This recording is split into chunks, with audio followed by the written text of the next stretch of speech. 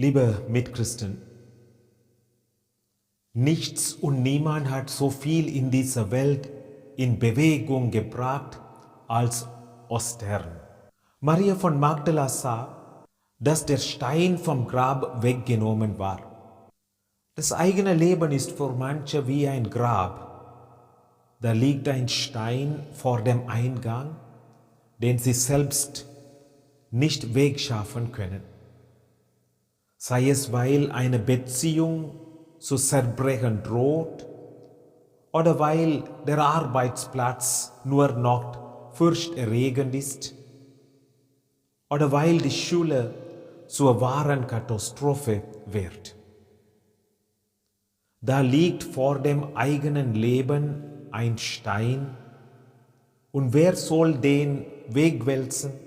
In jedem Leben gibt es Totes, gibt es so manche Leiche im Keller des Lebens, die irgendwann zum Vorschein kommt. Und meist möchte man gerade das nicht wahrnehmen, nicht anschauen. Da tut es gut, wenn so ein Stein davor liegt, bis er einem richtig auf dem Magen liegt, bis diese Leiche raus muss. Und dann, nach Jahren, fällt dies unheimlich schwer. Wie anders, wenn das Grab offen ist. Es ist früh morgens, berichtet Johannes, als Maria das leere Grab bemerkt. Wenn wir das leere Grab unserer Seele bemerken, dann ist auch überraschend, wie am frühen Morgen, wenn all das, was tot in uns war, ausgeräumt ist, dann beginnt das Leben wie ein neuer Tag. Dann ist es auch früh am Morgen.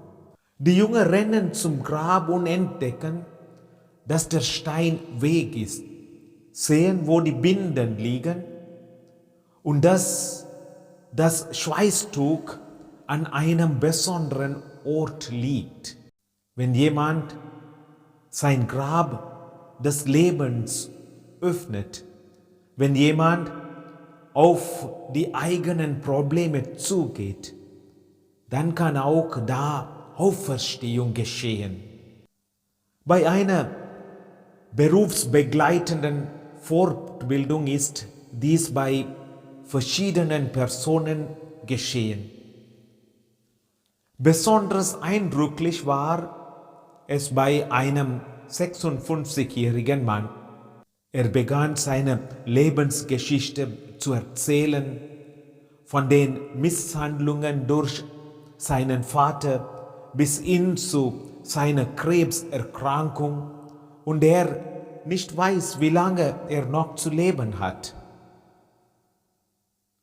Und wenn Sie ihm begegnen, werden Sie davon nicht merken, sondern er strahlt wie das blühende Leben. Aber gerade, dass er dies aussprechen konnte, das hat ihm geholfen zu leben. Sein Grab wurde dadurch leer und wir konnten aus seinen Binden schauen. Wir haben das Leid erkannt und auch das Leben, das nicht genommen werden kann. Denn wir haben Anteil an diesem Leben und reden davon. Manchmal hilft auch ein einfaches Wort, um eine Erfahrung der Auferstehung zu machen. Es gibt Worte, die begleiten einen das ganze Leben und andere helfen für eine gute Zeit, um neu und anders zu leben. Das bemerken auch andere und fragen, was ist mit dir los? Und manches Mal sind es keine großen Worte, sondern nur kleine Kommentare, die einem helfen, das Leben neu zu sehen und umzukrempeln. Ja, manchmal feiern wir mitten im Tag ein Fest der Auferstehung. Manchmal kommt es ganz plötzlich über einen, dass ich Neues wage und Altes hinter mir lasse. wenn ich wage, Neues zu beginnen, dann muss ich Altes und vielleicht auch Liebes hinter mir lassen und wagen, vertrauensvoll wagen, neue Wege zu gehen. Wir als Christen können das, weil wir die Erfahrung der Auferstehung in Jesus sehen. Er hat gelitten, Todesängste ausgestanden und im Vertrauen ist er seinen Weg gegangen über Leiden, Gehorsam, Ehrlichkeit und ganz offenen Worten. Da bleibt nichts, da bleibt nicht viel übrig, wenn wir unser Grab des Lebens öffnen.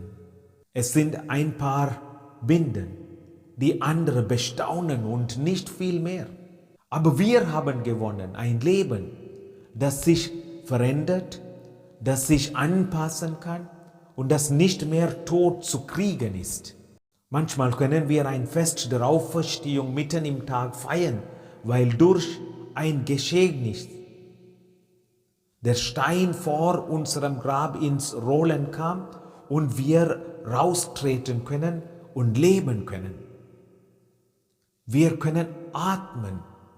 Wie hat die älteste Niederländerin gesagt, als man sie gefragt hat, wie schafft man es, so alt zu werden?